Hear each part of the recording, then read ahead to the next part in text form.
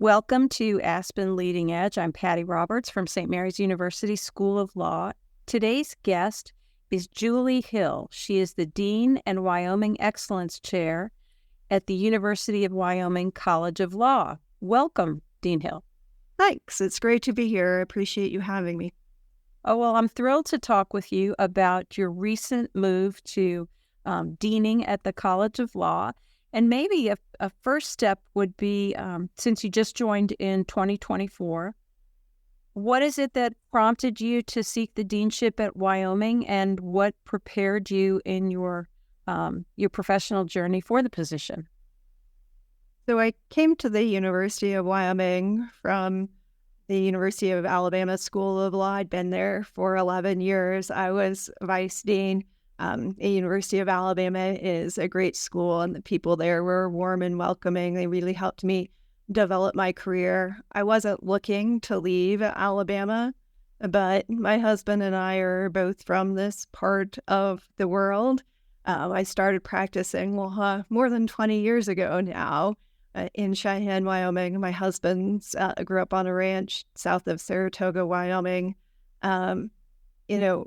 I've been a fan of the University of Wyoming for a long time. In fact, my husband and I's first date was to a University of Wyoming, Texas A&M football game. And it was in September, and it was very cold. But he gave me his coat, and, once a guy gives you his coat, you're sort of stuck. You have to become a Wyoming fan.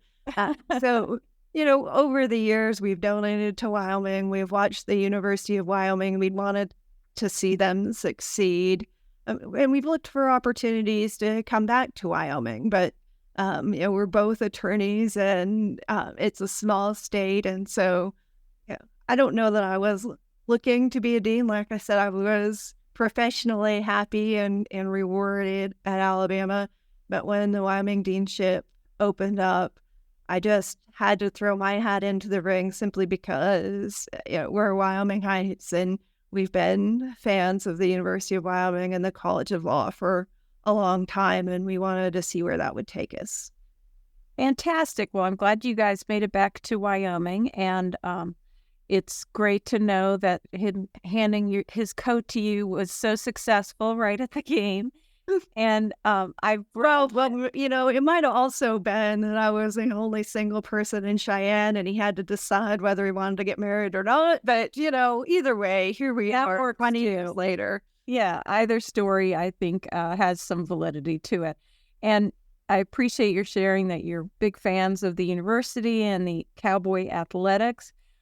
I've read that you have some infamous signs that have even appeared on ESPN's College Game Day. So tell us a little bit about these signs that get you attention at the Cowboy athletics games. So when you're at the University of Alabama, football's a big deal. And they have a really good football team. And because they have a really good football team, ESPN's College Game Day comes there with regularity. In fact, they were just there a few weeks ago for the game with Georgia. And so, if you're not a big football fan, what happens on College Game Day is people get up way too early, and they make signs, and they stand behind the presenters, and they basically make fools of themselves, declaring their allegiance to their favorite team. I mean, usually it's the home team, and certainly Alabama was paying me, so we made some Alabama signs. But early on in our time in Alabama, we decided it'd be pretty fun if we made some Wyoming Cowboys signs too. You don't see them quite as often on game day. So we made cowboy signs when College Game Day would come to Wyoming. My husband's kind of tall, so we would work our way up there and get up way too early. And the Alabama signs are sort of unremarkable, but you hold up a cowboy sign when you're in Tuscaloosa, and everyone sees it. And so we pretty quickly went viral, got featured in the newspaper, statewide newspaper in Wyoming, and now we're in Wyoming, so there's no one to see when we see game day in Tuscaloosa anymore. We're like, somebody going to pick up the cowboy game day signs, but we had watched and didn't see anybody. I guess we should have figured out a succession plan for that while we were still there. Well, I'm sure that it's fun to watch the games in person, though, even if you're not making signs that go viral.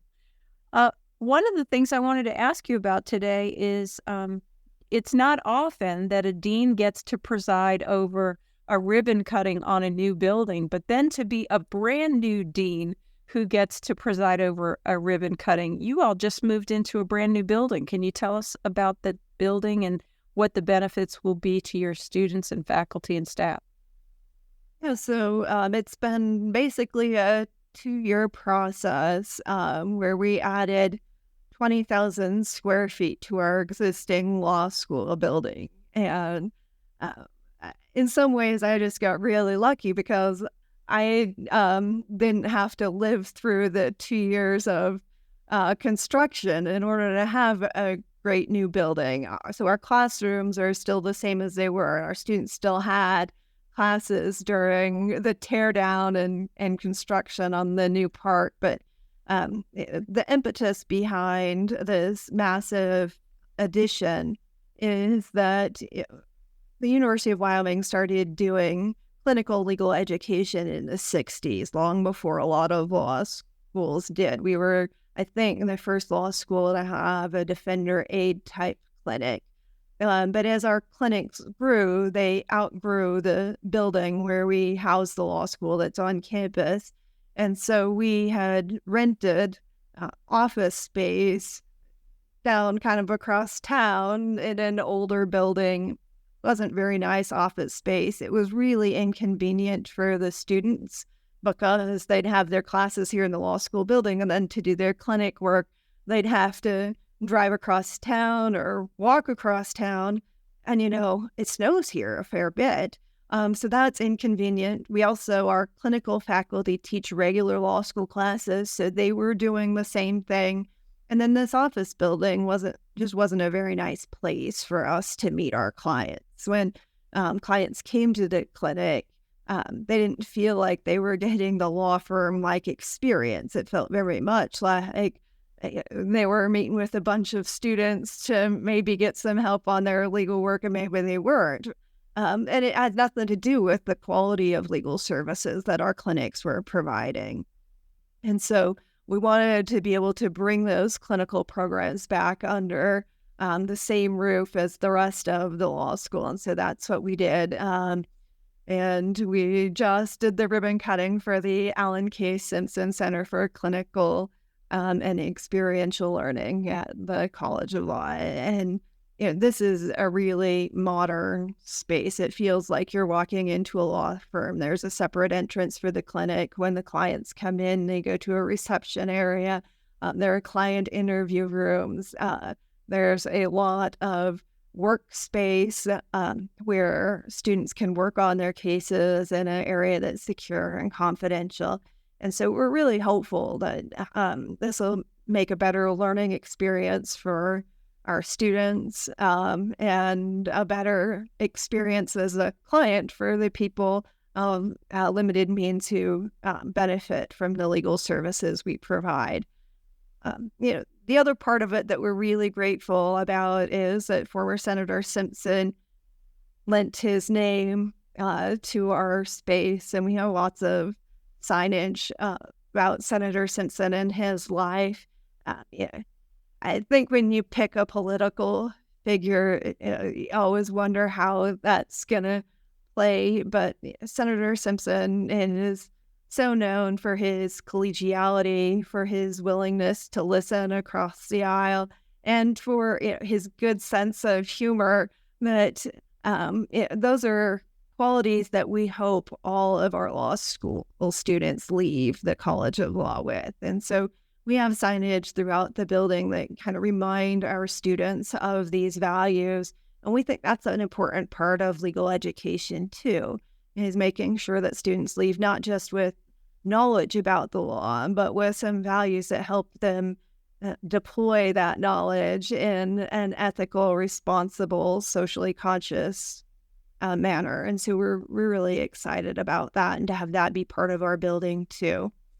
Sounds like he's a tremendous namesake and role model for your students. Well, congratulations on the new building. If you had to pick one feature of the new addition that's your favorite, what would it be?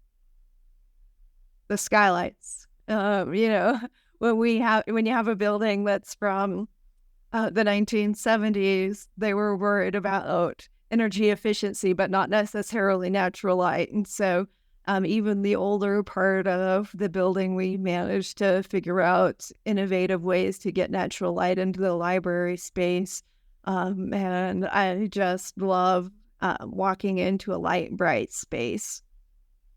Well, that must be really helpful too when your snow gets very significant. Well, we'll see. They also tell us that there is hot water piped underneath the sidewalks. And so I think that might be my new favorite feature once it starts snowing, but we're not there yet. It's still beautiful fall here. Everyone wants to come. Yeah. When will it start to snow, or when does it typically start to snow in Wyoming? Usually before Halloween. Okay. And tell us a little bit about your student body. Who goes to the University of Wyoming College of Law typically? So we have students from all different places and all different walks of life.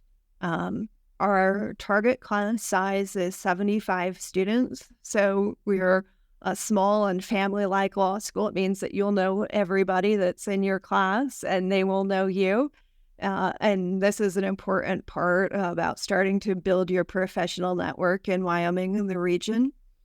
About a third of our class are Wyoming residents.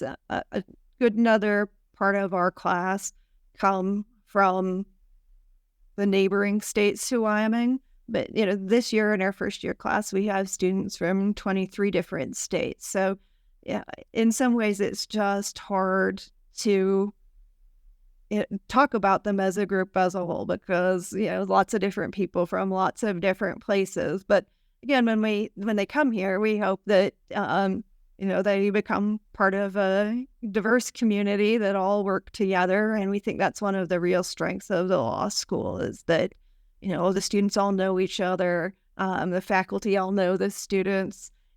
Even the dean, who's knows a fair number of students, and hopefully I'll know all of them by the end of the school year.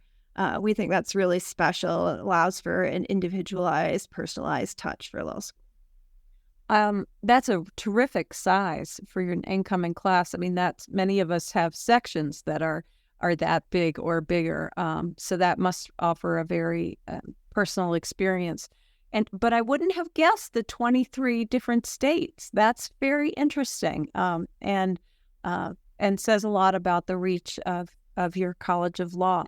Now, you are the only law school in the state, and the University of Wyoming is the only four-year institution in the state. So how does that impact the law school and your law students and their postgraduate and curricular opportunities?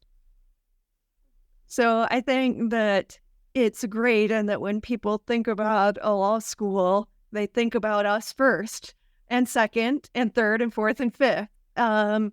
So it means that the people of Wyoming, and especially the attorneys of Wyoming and the bar of Wyoming, if they're thinking about a law school, if they're wondering to partner with a law school, they always think of us. But it does mean that we have a unique responsibility to the state. And that's part of being the only law school. It's part of being the only university. It's part of being a land-grant university. But we feel like we have a real duty to produce lawyers, not just for Cheyenne and Casper, the bigger cities of Wyoming, but also for every part of Wyoming. We feel like we play an important part in making sure that there is access to justice in our state. And so, it's good that people think of us first, last, and always, but it also means that we have a great responsibility, and we want people to know that we take that seriously. but we want to produce attorneys for rural areas, that we care about access to justice, and that we want to make sure that we're good partners with the bench and bar here. So the new edition you said is an edition that will focus on the clinics and the students learning in those clinics and the clinics that are supporting community members. Can you expand on the clinics at your particular College of Law and how they're structured and how they prepare your students to practice and assist the community? So we have 4 pretty large live client clinics. That's a civil legal services clinic, a family and children law clinic that does a lot of domestic violence work, a defender aid clinic, and an estate planning clinic. And then we have a variety of other sort of experiential and clinic adjacent classes. For example, we have a prosecution assistant. Um, I'm not sure if we should use the word clinic or not, but it partners with prosecutors' offices, and so students work with them. We have a similar setup with the Water and Natural Resources Division of the Wyoming Attorney General's office. We have a business law practicum that helps startup companies with drafting. We have a human rights clinic that partners with international NGOs to produce white papers and that sort of thing. But our 4 big live client clinics, I think, are fairly unique in clinical legal education, in that they are run by a faculty clinic director that is on a unitary tenure track. But that's sort of the end of the law school employees that work in the clinic. So the clinics are largely organized, ran, and driven by our students. So whereas lots of clinics would have several staff attorneys, we have a student director of the clinic that is responsible for supervising other students in the clinic. It's typically a 3L who took the clinic as a second year, and so they know how it's going. Whereas some clinics have paralegals that help with that sort of thing. We have second-year students who maybe haven't taken professional responsibility yet to perform some paralegal tasks. So I think one of the things that our clinic does well because of its structure is it really prepares students to be able to go practice as a sole practitioner. It helps them figure out how to build a network of professionals that could help them. It helps them figure out stuff about their law practice management. They figure out how you need to run a conflicts check. They figure out the nuts and bolts of organizing a law firm. And I think that there are lots of clinical programs that do a lot of really great work, but that focus mostly on, how do you file the motion, not on how do I make sure that my law practice functions as a business. And of course, we're not making money off these, but all of the tasks that you need to do are tasks that our students have experience with. Do you have a majority of students that go out and practice on their own? So most of our students go to law firms that have less than 50 attorneys, right? So which isn't surprising. You'd try to find a firm here that has 50 attorneys in Wyoming is pretty tough. So a lot of our students go to smaller firms where there might not be as much training, or they're sole practitioners, or they go work in the Attorney General's office or for a county prosecutor or that sort of thing. That's where the bulk of our students go. And of course, we have some that go to big firms down in Denver or elsewhere, but the bulk of our students are going to do public interest work, or they're going to work at a smaller law firm, whether that's just a small law firm or all by yourself law firm. That's sort of the difference. Well, we've talked a lot about what's going on at Wyoming's College of Law right now, a lot of exciting things. But I want to ask, since you are a new dean, what is your vision and what sorts of things do you want to see happen under your tenure as the leader of the College of Law? Well, I think when deans get asked that, they feel a lot of pressure to have, some new program or some new clinical offering. Um, you know, I guess I don't feel that same pressure. I think that the University of Wyoming College of Law is a really strong program. I think it's really important in the state, but I think that we've got lots of opportunities to make small changes that would have a big impact. And so one of the things that I've tried to do as I came here is just take a close look at all of our people and processes and ask, what are the small things that we can do that will make the place better? So I want to look at our admissions process and say, yeah, we're getting great students. I love our students that we have now, but could we do a better job of recruiting students?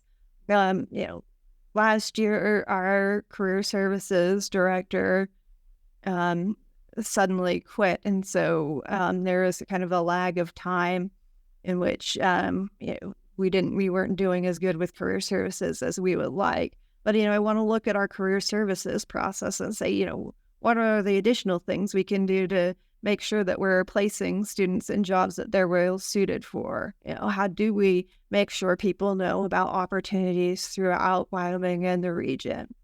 And I guess I think about it sort of like if you had a rock or two in your shoe, you'd walk around with that rock or two in your shoe, and most people wouldn't notice it.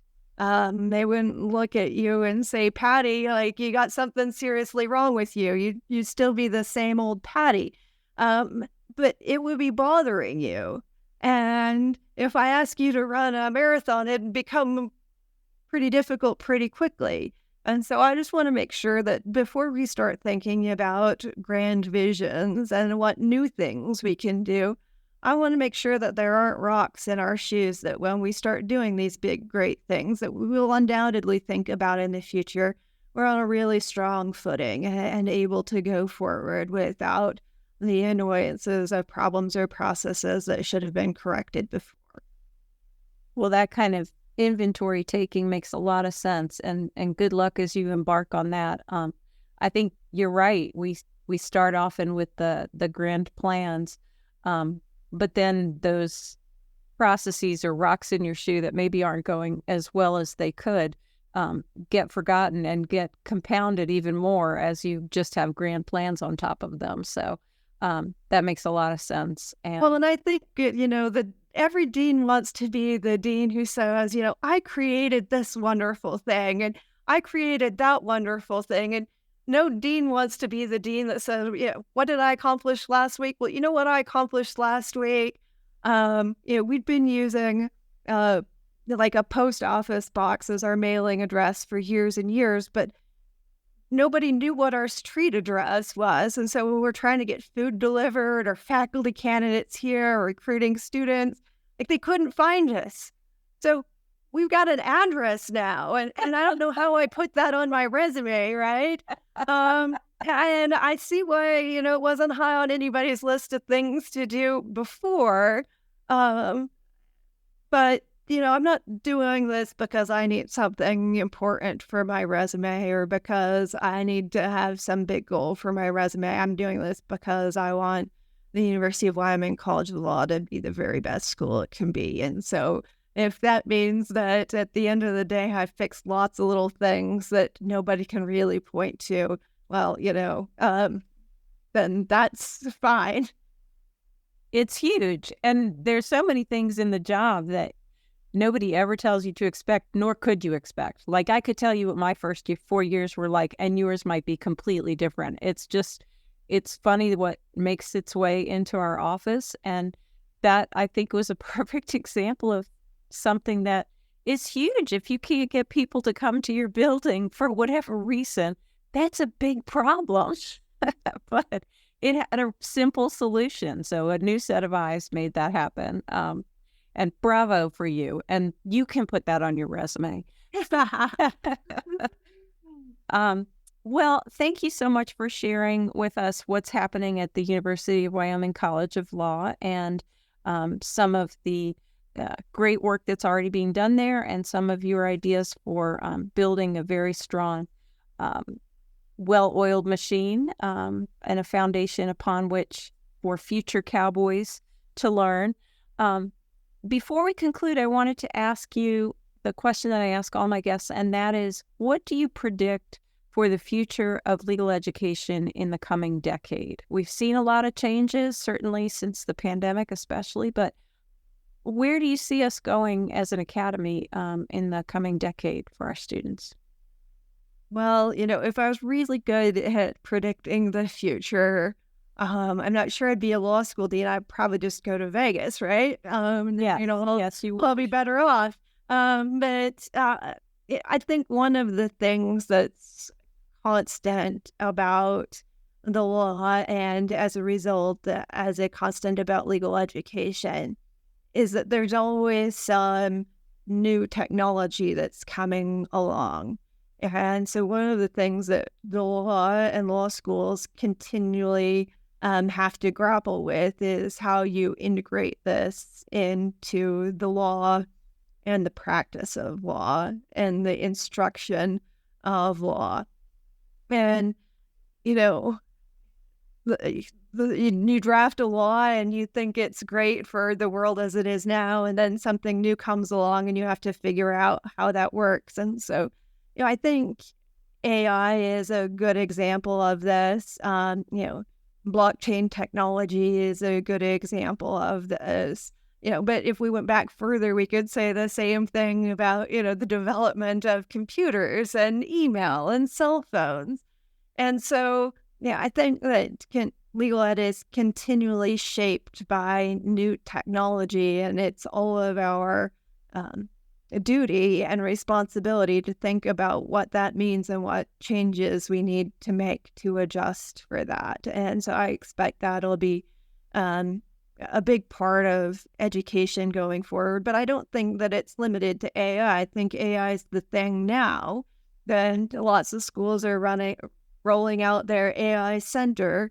But 10 years from now, we'll probably be talking about something else that you or I haven't thought of. And so I think that for leaders in higher ed and in law schools, we just want to make sure that we're being thoughtful. We don't want to be reactionary to every trend that comes along. But also, we can't keep doing things the same way we've always done them just because they worked in the past. And so it's a really challenging problem for leaders to figure out what are the problems or new things that come along that you need to adjust to, and what are just fads that are going to pass. But I think this is something legal ed's going to deal with forever. Well, thank you so much for that thoughtful answer. And yes, I wonder what we will be dealing with in 10 years. I can't even begin to imagine. Thank you so much for sharing the news from the University of Wyoming College of Law. I've enjoyed speaking with Dean Julie Hill and wish you great luck as you continue this inaugural year as Dean. If you enjoyed listening to this conversation, I hope that you'll check out additional Aspen Leading Edge podcast episodes, which you can find on their webpage for the podcast or on all your favorite podcast channels. Thank you. Thanks, Patty.